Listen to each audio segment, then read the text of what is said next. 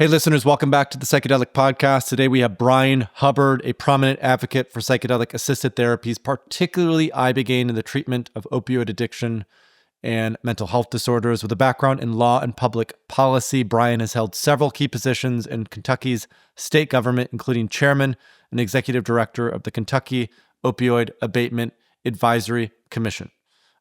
Bryan's work has been featured on the Joe Rogan Experience with Rick Perry, and he's been doing a lot of work in Texas, in particular lately, around the advocacy of Ibogaine, doing more research for veterans and also those who struggle with addiction. So, Bryan, I want to welcome you to the show. It's great to have you on the podcast. Thank you very much, Paul. It is an honor to be with you this afternoon. So, Bryan, you've described Ibogaine as the most sophisticated medication on the planet, which I think is a really interesting quote. What was the moment that convinced you that this was more than just another fringe psychedelic? Well, I think it was a combination of personal stories that I heard from individuals who had terminal opioid dependency, who had struggled for years, who had oftentimes gone through multiple attempts to engage their problem therapeutically, whether it was through abstinence-based programs or through programs that offered medication for opioid use disorder, most of that medication being either buprenorphine, which is the generic name for Suboxone, Sublocade, Subutex, and others, opioids that have both an agonist and an antagonist, as well as methadone. And for a lot of folks, these treatments work. For a lot of folks, they don't. And for those for whom they do not work, we have precious few options that can help essentially free the human being from physiological opioid dependency.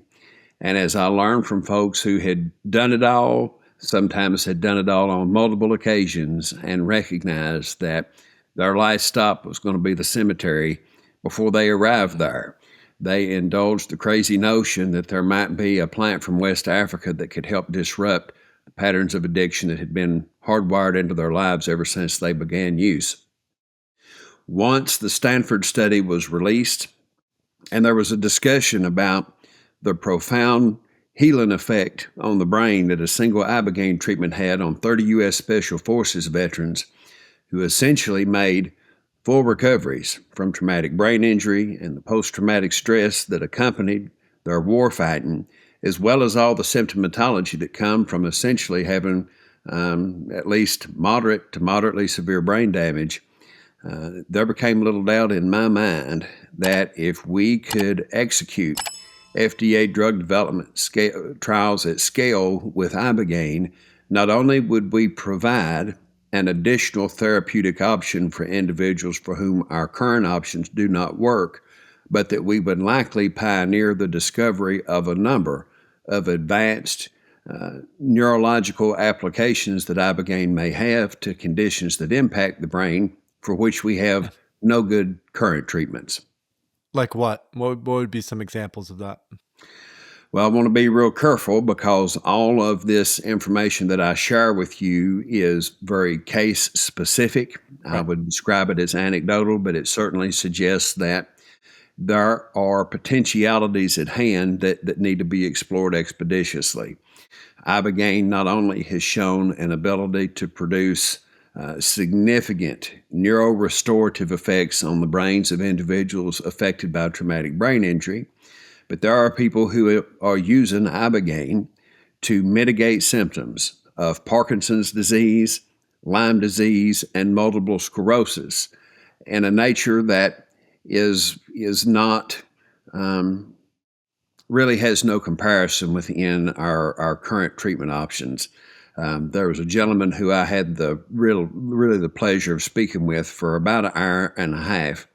This gentleman lives in Germany, and he was diagnosed with early onset Parkinson's disease at age 41. Wow. By age 51, he was completely bedfast. And as a last resort, he underwent a procedure called deep brain stimulation, whereby holes are drilled into the cranium and electrodes are put on the centers of the brain that are associated with dopamine production. And the objective of this treatment was essentially to free him from his bedfast state. It accomplished that But what it didn't do was restore to him much volitional control over his body movements. So 30 days out from deep brain stimulation, which is kind of your last ditch Hail Mary pass to get some relief from that disease, he went ahead and signed up for euthanasia, which is available in Germany. Oh, wow. And before he underwent that process, he made contact with a researcher out of the University of Zurich in Switzerland by the name of Tobias Emery.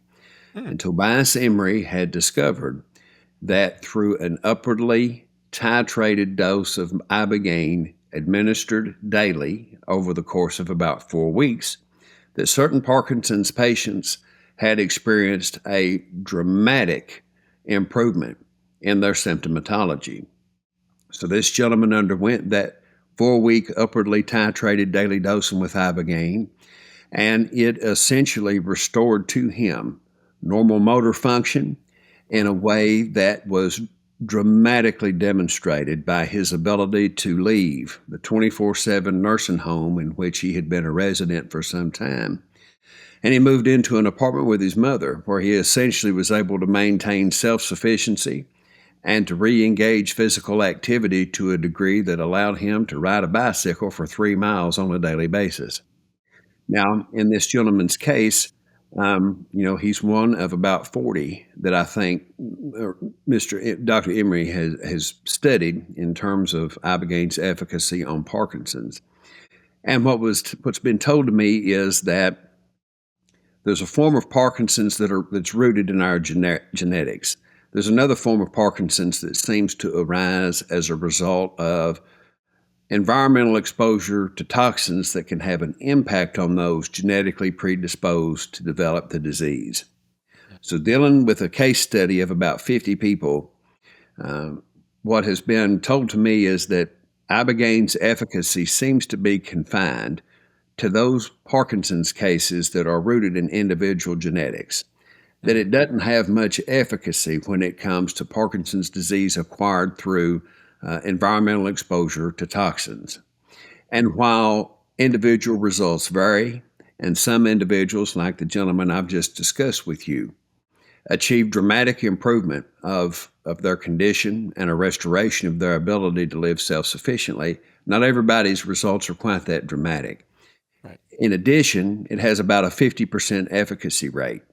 So while I articulate for you with caution the promise associated with Ibogaine, there are dimensions of this that are yet unknown, which is exactly why there needs to be a very focused and expedited effort to conduct clinical research trials so that we can understand how it works, why it works, and for how many it could work. Because if government systems have any job at all, it is to create opportunities for the advancement of society broadly and for the improvement of the human condition individually. And if Ibogaine shows any promise to deliver better results for addiction, for mental health, or for other neurological diseases than what we are getting with what we have, then we have a moral obligation to expeditiously conduct research that assures the safety of participants so that we can medicalize Ibogaine through its integration into the U.S. healthcare system as quickly and judiciously as possible. Well said. Okay, so I want to talk a little bit about Ibogaine and the brain. You know, you brought up Parkinson's and MS and some of these sort of neurodegenerative diseases that we really have no treatment for, and how, again, this is not a panacea. It's not a silver bullet. It seems to work in some cases, but we do need a lot more research to better understand it. You've also mentioned that Ibogaine can, quote unquote, reset the brain's neurochemistry in 36 hours, something that traditional treatments can take 18 months to achieve. Now, our listeners are familiar with psychedelics, so they have some awareness of what generally psychedelics can do to the brain, but Ibogaine seems to be something even special when it comes to psychedelics. So can you walk us through a little bit about, from a neurological perspective, why is it that Ibogaine is so effective? What is it doing from a brain perspective that's helping to immediately interrupt opiate addiction, or with a single treatment help support the healing of TBI?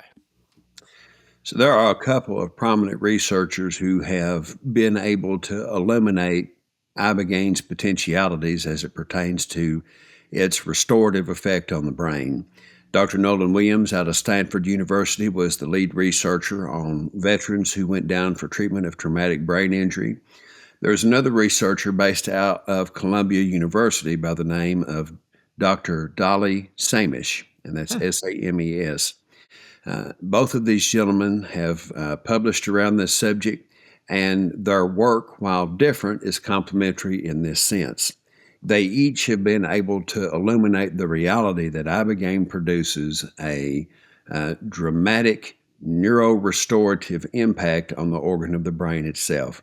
Dr. Williams has talked about neurotrophic growth factors that essentially have resulted in the growth and thickening of white matter across the entire surface of the brains of the 30 U.S. Special Forces veterans whose MRIs he looked at both before and after treatment.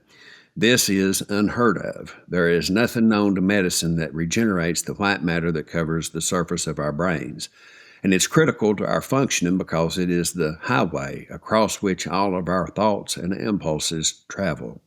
In the case of Dr. Shamish, he has described Ibogaine's mechanism of action, which is unknown, as essentially matrix pharmacology. It is not indiscriminate. It is not random. He has described Ibogaine as a highly complex and logical medication that engages the brain in a very strategic way when it comes to the way in which it impacts dopamine receptors, the way in which it impacts any other number of neurological systems that are wired into the brain's response to substance use, as well as how the brain navigates emotional complexity. What we know about addiction is that when an individual is opioid dependent, their brain cannot produce dopamine and serotonin on its own. Opioid dependency shuts down the brain's organic ability to produce those two chemicals. And what makes that critical is that both dopamine and serotonin drive all of our most baseline instinctive survival behaviors. Those drives to eat, to drink, to fight, to flee, or to procreate. The human brain on its own can produce at its maximum dopamine at a level of 125 nanograms per deciliter. And if you have members of your audience who are unfamiliar with the metric system and what nanograms and deciliters are, I join them in that wholeheartedly. The metric designation is not as significant as is that number of 125 nanograms per deciliter. The brain's response to ingested opioids has a response that is exponentially larger than that. And that is usually right about 975 nanograms per deciliter. Wow. So you've got a dopamine response to the brain to opioids that's almost 10 times higher than that it can produce at its maximum naturally. So when an individual stops taking opioids or is deprived of supply, for the longest time, we have looked at the behavior of that person and have adjudged them to be a completely morally depraved criminal who needs to be thrown in jail with the key tucked away and hidden from them, perhaps in perpetuity. We're not seeing depraved criminality that is rooted in moral failure. We are witnessing the profound symptoms of a neurochemical brain injury which impairs this person's ability to function as a rational actor within society. And if we're ever going to get our hands around an opioid epidemic that is now in its 29th year, that has caused generationally compounding devastation, not just as measured by death, which is the terminal outcome, but is measured by the broad web of misery that is produced by long-term addiction, then we have to get to the root of the problem, and that is the physiology of addiction itself and the injury to the brain that has been caused by opioid dependency.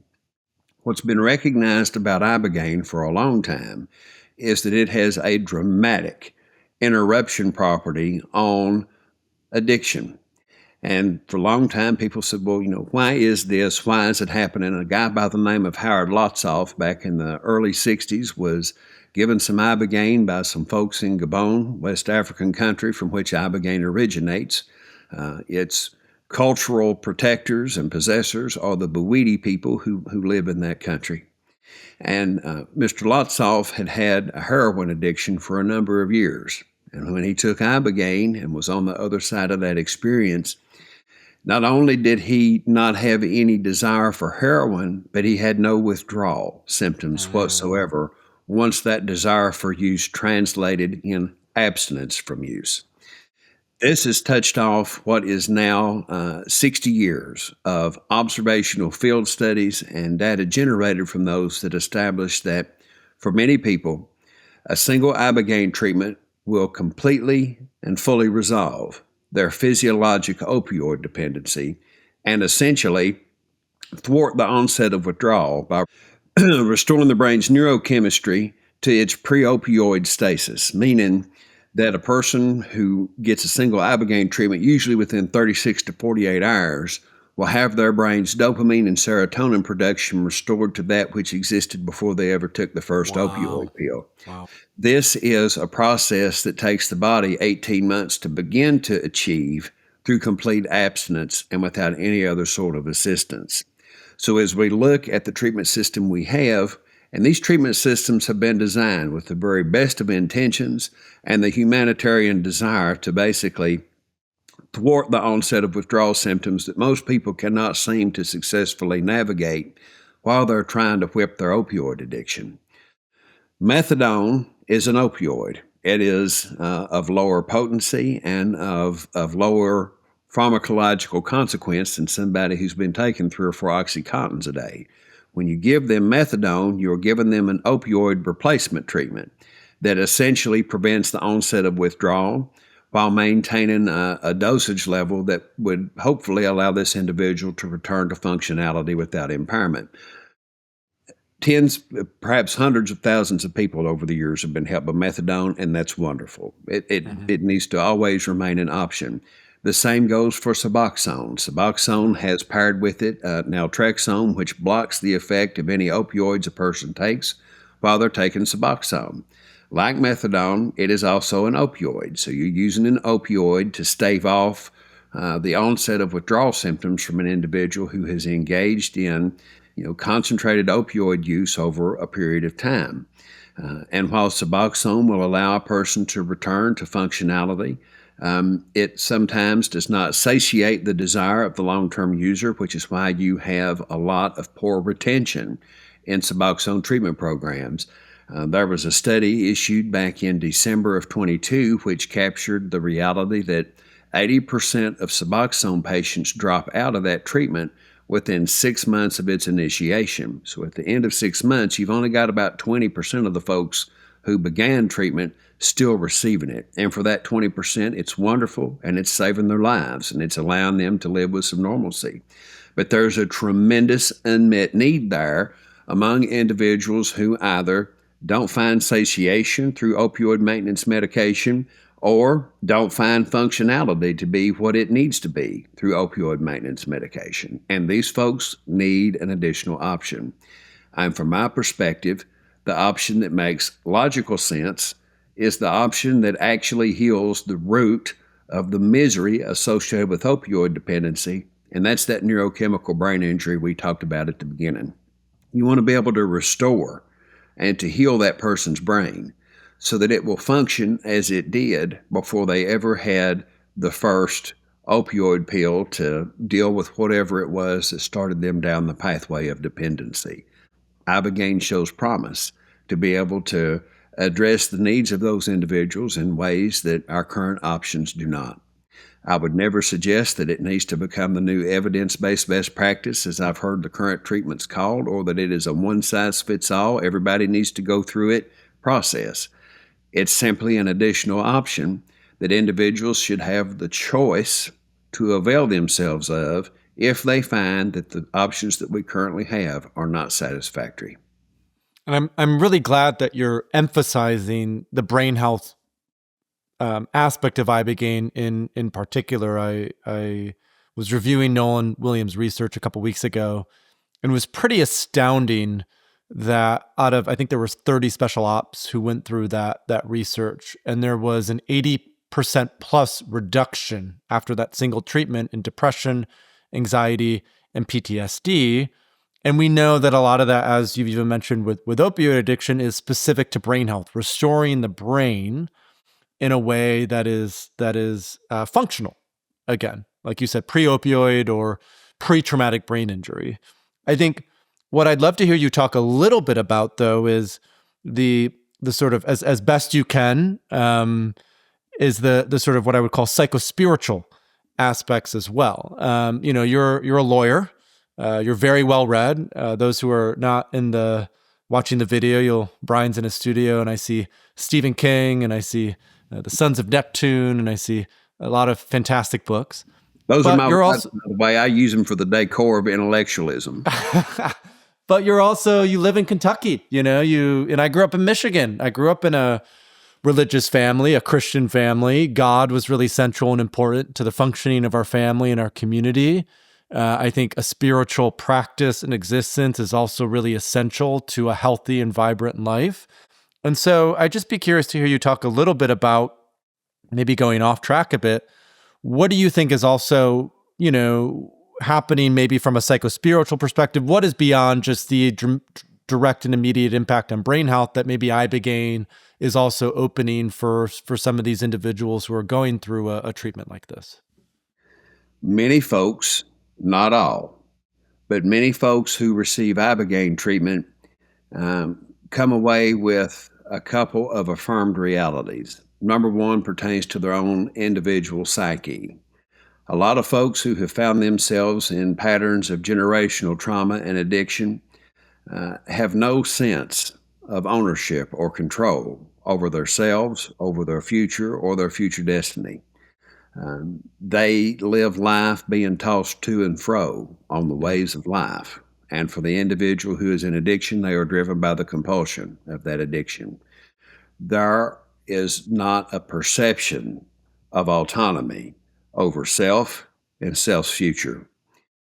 The Ibogaine experience is one that seems to readjust that individual's perspective so that on the other side of that experience, as they have the resolution of physiological substance dependence, they also have a resolution of that capture psychology, where they find themselves historically in these inescapable patterns of addiction and trauma that now have been broken in a way that gives them an affirmation that they are in control of self, that they own self, and that their future is one that they will control through the exercise of their volitional choice, as opposed to being the captive of compulsion.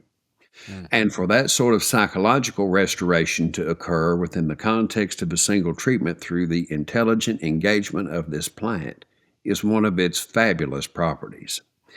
The only one that I would suggest, and that for me exceeds that in importance and is foundational, is the spiritual experience of many people who go through Ibogaine. And as I've had these discussions publicly, I want to be real careful, because some people, when they have an Ibogaine experience, it is purely physical. The experience is one of physiological engagement with the plant. Some people won't see anything, but they will come away with a profound sense of physical restoration, psychological restoration, and a readjusted sense of reality in terms of how they relate to the world. Those things are significant regardless of whether they have what I'm now going to describe as a very powerful spiritual experience. And for each person, it's unique. Ibogaine, because it is intelligent, deals with individuals as unique individuals. So everyone's experiences are different, though there are common themes. And one of those themes among those who have a spiritual dimension to the Ibogaine experience is they come away with a concrete affirmation of their human divinity as a spiritual being, someone whose soul is a concrete reality and not just a theoretical, theological construct to which they must first intellectually agree and then exercise faith to believe. It's something that they know. And I cannot think of any greater gift that could be given on this side of an eternity than an experience whereby an individual is affirmed in the reality of their human divinity as a spiritual being who has a special and unique purpose to achieve with their life. Without that foundational reality, we set up our brothers and sisters in this life to wander around and stumble in darkness. And if they're not in the right situation, and if they're not in the right environment, if they live in families or communities that are unmoored from a recognition of those realities, then there is a substantial chance that they will spend much of their life living in despair. Despair that I believe many people in the United States have chosen to treat with pharmacology that essentially anesthetizes the soul from which they are disconnected and euthanizes that body because of the deleterious effects and side effects that these medications have over the long haul by reducing life expectancy of the individual who is dependent. We see this as scale in the United States, where life expectancy, despite all of our modernity and wealth, has declined over the past 30 years. We have 102 counties in this country where life expectancy is less than that of an individual who lives in North Korea. These are unacceptable realities. And when we look at the scale of despair suffering within the United States, whether it is measured by suicidality, whether it is measured by alcohol-related death, or whether it is measured by drug overdose, whatever we have done to address the psychosocial experience of an individual living within the United States has been wholly ineffective to prevent the deaths of hundreds of thousands of people over the past 30 years whose despair has resulted in death despite the deployment of everything that we currently have. We've got to do better, and in my humble opinion, the medicalization of Ibogaine in the United States is an opportunity for us to do a little better. And that doesn't seem like a big, huge ask for the broader society.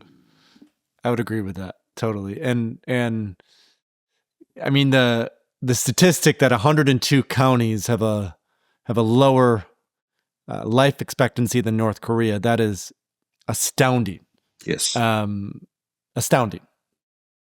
You know, like that's a great, whoever your PR team is, that's a great tagline in a way, like a great way to like just really root in the despair that is here, because in these rural counties where there's really not much hope and not much vitality and not much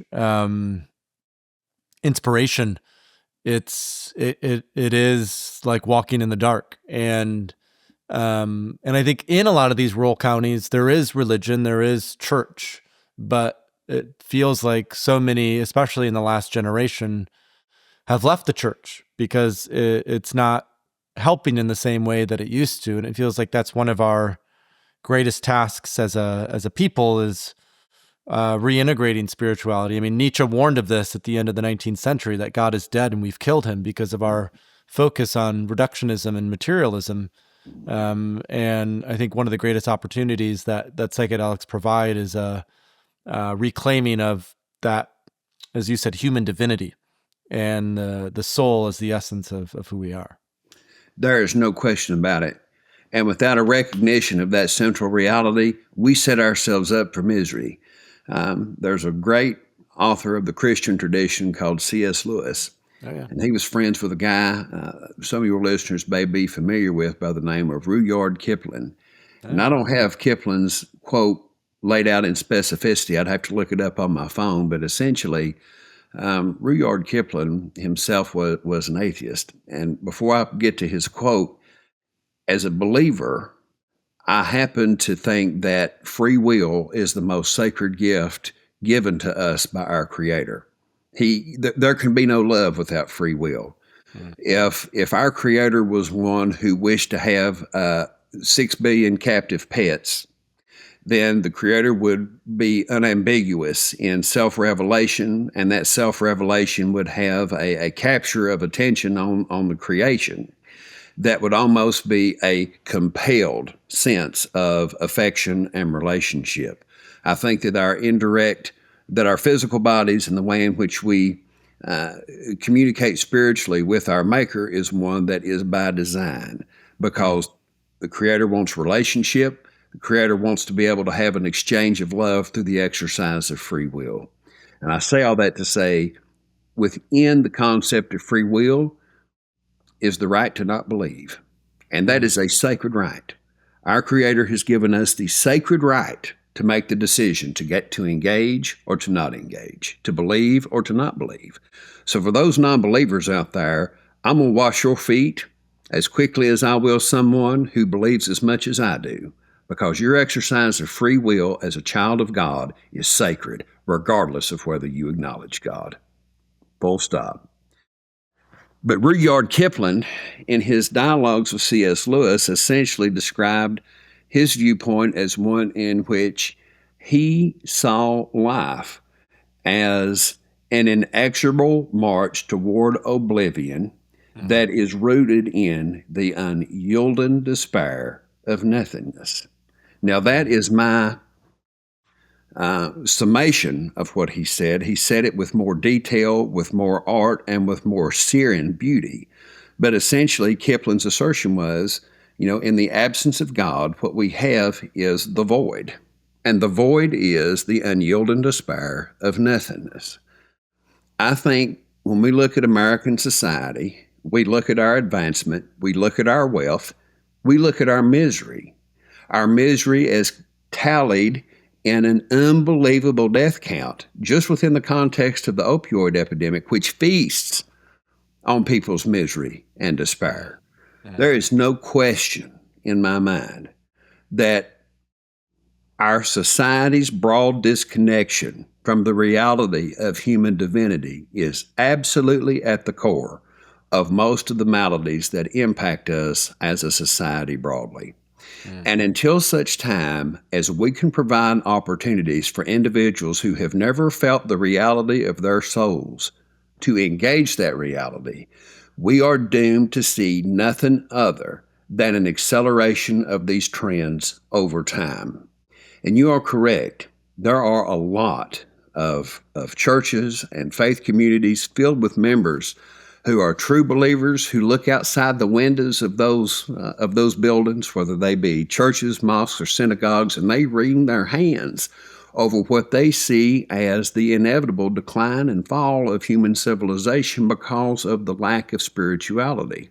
Yeah. Unfortunately, the past 30 years of uniquely American history has been one in which institutions that have for generations had as their responsibility the creation of social cohesion and the conditions that are necessary for advancement have forfeited their credibility through either a combination of the incompetent handling of issues within their domain or outright corruption that has been exposed through those who have been the victims of those institutions, many of which speak in the name of God.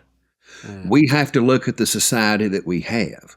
We have to look at the tremendous amount of disaffection from institutional America that exists among at least half the population that want nothing to do with government, want nothing to do with civic engagement, want nothing to do with church, are happy and content to sit at home with their electronic rectangle and be individually engaged in their isolated bubble with the hope that somewhere, somehow, they'll find someone with whom they can empathize and make connection.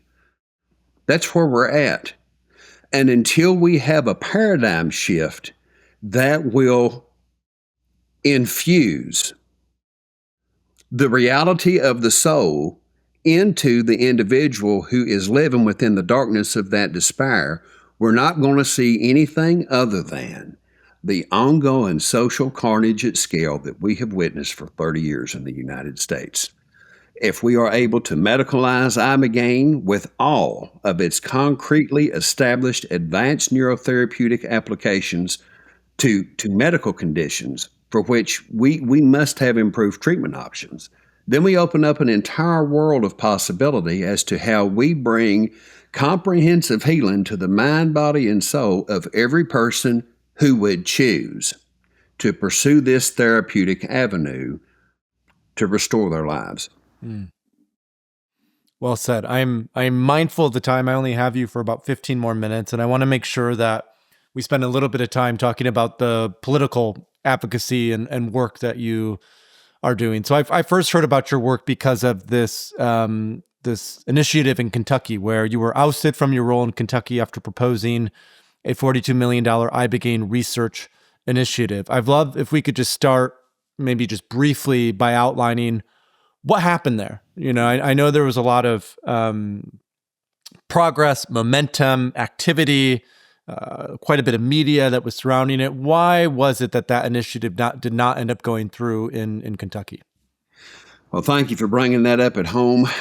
It'll be almost 2 years ago next month that we had a public announcement on the state capitol grounds, May 31st of 2023, whereby we announced our intention as an opioid commission to explore the possibility of setting aside $42 million or 5% of the state's settlement funds to create a public-private partnership which would fund FDA drug development trials with Ibogaine as a breakthrough therapeutic for opioid use disorder and co-occurring substance use disorder.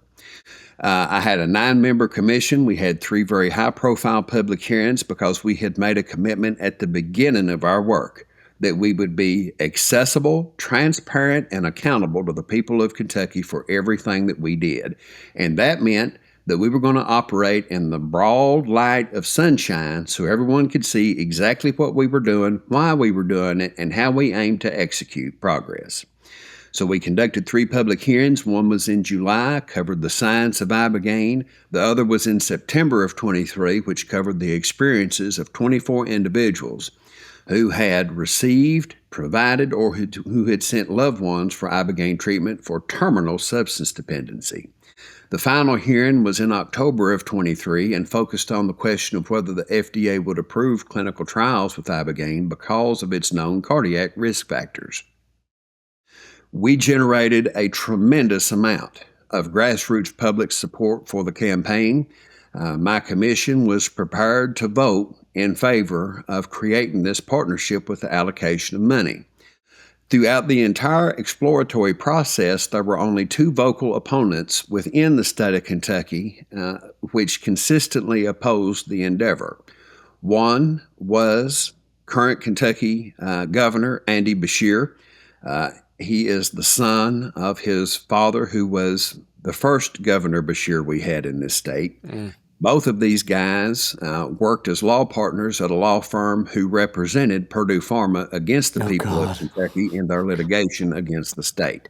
That reality speaks for itself in terms of the very vocal, ill-informed, and unconstructive opposition that Andy Beshear brought to the table around this effort.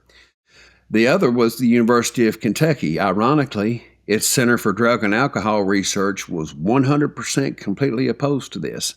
And it opposed it in the name of what it described as the necessity of sticking to and scaling the evidence-based best practice treatments. And from the University of Kentucky's perspective, those treatments were Suboxone and methadone, but primarily Suboxone. When this campaign played out from the commission, it was also a general election year for the state of Kentucky. The boss who appointed me to my job was then Kentucky Attorney General Daniel Cameron, a Republican. He ran for governor that year against Beshear and lost, and was replaced by another Republican. One of the really interesting dynamics in Kentucky was the fact that we were able to take the concept of using what's known and consensusly recognized as the most powerful psychedelic medication on the planet as a breakthrough treatment for opioid dependency and gain tremendous traction in a place that is well known as a very politically conservative, religiously fundamentalist state. The support for this endeavor was bipartisan. The opposition to this endeavor was bipartisan, as I found out in December of 15. During the transition process between Daniel Cameron and then the newly elected Attorney General, I was summoned into a meeting where I thought I was going to have an opportunity to discuss in depth everything that had gone into the Ibogaine project, the prospects for the state of Kentucky that had developed around it, which included partnering with some high-level philanthropists who were prepared to spend millions of dollars in partnership with the state to make this an operable reality. We had also secured the commitments of 2 drug developers to establish corporate presence within the state, to anchor all of their manufacturing activity here, as well as all of their research and development activity around applications of Ibogaine outside of the realm of addiction. But rather than giving me the opportunity to have that conversation, the new guy basically said, I don't agree with anything you've done around this. I don't think it belongs in the Office of Attorney General, and I want your resignation. We're moving in a different direction. So all of those months of work and effort, the energy that had come around it, when I left the room, I knew I was going to find another job. I didn't know that this project would live again to see another day anywhere else. And I despaired for the people of Kentucky over the tremendous opportunity of which they had been deprived by elected leaders who serve those who fund them first before they serve the broad welfare of the people of Kentucky generally. And that became very clear. When I left, about 2 months afterward, I received communication from a group called Reveille Advisors. It's a corporate intelligence operation.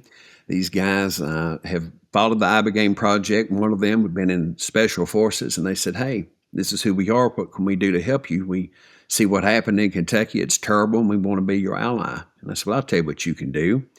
I said, I have a theory that there is a common nexus of financial interest that drove the limited opposition to this project. And I believe that financial interest lies in the opioid maintenance industry, whereby the companies that created this problem are also the companies that create its ostensible evidence-based best practice treatments. So they're cleaning up on both sides from having made it and also treating it. And I would love to see if you all can find the money and trace it into the pockets of everybody who opposed this in Kentucky. And they did it. And it is a concretely established reality that the companies that make Suboxone, methadone, and the other opioid maintenance medications are very active in their financial support of both Kentucky Governor Andy Beshear, the University of Kentucky, and then we know in addition that they played a key role in funding the current Kentucky Attorney General's campaign, and also served as a number of clients in the law firm from which he came into office. Kentucky is a microcosm of the reality that exists across the country. You can look at the capture of public health systems and university addiction research by the pharmaceutical industry, and just by following the money, you're going to know who's going to oppose any effort to advance the medicalization of Ibogaine in the United States. And it's those interests that monetize sustained human misery and institutionally capture government systems that they're allowed to infiltrate through the straight-up use of the dollar bill. Well said. Thank you. Now, I want to deepen because you were in despair. The commission, moved in another direction. And yet about maybe 4 or 5 months ago, you were on Joe Rogan with Rick Perry, the former governor of Texas and the presidential candidate. And that's how we first met through a mutual friend, Zappy, who has been on the podcast a couple times. And the focus now is on Texas, which I think is fascinating because I almost see Texas as like another country. I have family who grew up in Texas, in Houston, so I spent a lot of time in Texas. Texas, the Lone Star State. There have been secession movements. They're really quite independent. They even have their own energy grid, right? So it's a very sort of independent place. And so I'd love to hear the story of the rejection, which we talked about, but how did that end up then, connecting with Rick Perry and why Texas in particular as a focal point now to generate more research on the medicalization of Ibogaine and what it can do for vets and those who have opioid dependence? So after the termination of the project in Kentucky, I reached out to a gentleman by the name of Rex Elsass, who is the founder of what is called the Reed Foundation. Rex had attended our public announcement on May the 31st, and he attended all of the hearings thereafter. He was a great supporter of what was being done in Kentucky, And when I told him that the newly elected Attorney General had demanded my resignation for having pursued the project, he said, "Hey, you've put in so much work and there is so much promise around this. I, in my prior life, worked as a TV and digital ad campaign producer for Republican congressional, senatorial, and gubernatorial candidates across the country, in addition to a few presidential campaigns. If I can open some doors for you, would you be willing to try to take what you have and transplant it to a state that may be more receptive?" And my response was, when I undertook this project, I bet my entire self on it. And there is nothing more consequential that I can achieve with my life than to try to see that it succeeds. I'll go anywhere, I'll talk to anybody, any crowd, no matter how large or small, that will give this an opportunity to live. So from January to April, I was up and down the road between Lexington, Kentucky and Columbus, Ohio with regularity, talking to all the officialdom there that had the ability to take and put their hands on this project and to make it Ohio's own. And while there was open-minded interest and a willingness to give it consideration, there really wasn't a whole lot of forward momentum despite what were a number of promising conversations. In May of 24, I thought we had really hit gold in the form of then South Dakota Governor Kristi Noem. I flew out to South Dakota. I briefed her and key members of her administration about what this was, what it could do, and why, in my opinion, that it was a true breakthrough opportunity for any state that would be the first to take the lead on the development of Ibogaine and its medicalization. I met with the heads of two of South Dakota's largest health systems virtually in June and July. And then Governor Noem reached out and said, "I've hit a roadblock." And essentially that roadblock was a ballot measure that made its way onto the November 24 election that would have seen a substantial reduction in South Dakota's sales tax. South Dakota is a sales tax only state. And Governor Noem said, "Look, I can't announce a $42 million proposal when I'm looking at perhaps an immediate $150 million budget deficit if this ballot measure passes. I just can't do it right now." And Paul, I just put my hands in my face in my hands and thought, is there anything that's going to happen with this, or am I really dead in the water this time? Lo and behold, probably about 2.5 weeks later, I got a call from a gentleman in Texas. I hadn't talked to him before, and he said, "I followed the work that you've done in Kentucky. The Texas Legislature in 2021 passed a bill called House Bill 1802 that funded a $2 million psilocybin research project out of Baylor University. The Texas Legislature is educated around the potential of psychedelics. Texas is a very large and dynamic state, and we have what looks like about a $20 billion budget surplus. We think that we're ready for our next project. Several legislators believe that as well. Do you have any recommendations as to what the next frontier should be for Texas?" And I said, "Indeed, I do. How about Texas finish the job that we started in Kentucky?" So this resulted in a series of telephone calls and video conferences that culminated in a big meeting at the end of October, in which Governor Perry and myself sat side by side. And I first met him at Psychedelic Science in Denver in June of 23, just about 2 weeks after that Kentucky announcement. And through the Kentucky campaign, he was also very supportive. He recorded a video message of support that was played at our September 23 public hearing. He procured the cooperation of Congressional Medal of Honor winner Dakota Meyer, Congressman Morgan Luttrell, and his twin brother, Marcus Luttrell, who your audience may know as having been played by Mark Wahlberg in the movie Lone Survivor. Those four gentlemen signed on to a national op-ed that was published in Newsweek magazine expressing concrete and enthusiastic support for the Kentucky Commission's Ibogaine project. And when it was ended, he was none too pleased at how the voices of everyone that had been lifted in support of the endeavor had not even been given the time of day, really, by the new Attorney General who came into office and just summarily wiped it off the table without a second thought. So after I had this first telephone call, I reached out to Governor Perry and I said, hey, you think Texas might be fertile ground to take the Kentucky Ibogaine project for transplantation and see it perhaps grow and thrive? And his response was, well, if that is the order and that's what's on the agenda and you're going to be involved, I'll get right involved with you and we'll try and make it happen. So at the end of October, we met with a group of aligned Texans who have some relationships and influence within state government, who have also been impacted through their families and friends by the failures and inefficiencies of treatment systems that we have that do not effectively address trauma and addiction. And once they came to understand what Ibogaine could potentially do, they were all in. So as we sit here on April 29th, 2025, we have what is called House Bill 3717 that has made its way out of the Texas House of Representatives Public Health Committee on a unanimous vote and is likely due to get a full vote of that chamber within the next week.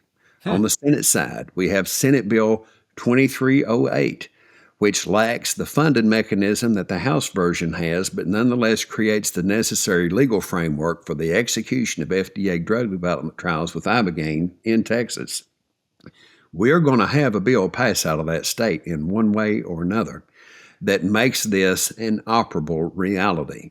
And it is my hope that that bill will be fully funded with the $50 million that is attached to the House version, because without that, you cannot have the necessary financial escape velocity to make it into the phase 3 portion of these trials, whereby a drug developer will be making a co-equal investment to make sure that we can get to a stage where safety and efficacy, having been demonstrated, will create its own momentum of inertia to get us across the finish line with a host of partners that will include philanthropists, likely the federal government, as well as those who are humanitarily driven by their business development to help foster a true step forward for how we deal with conditions that individuals are suffering with every day with no effective answers from government systems that are supposed to help yield progress.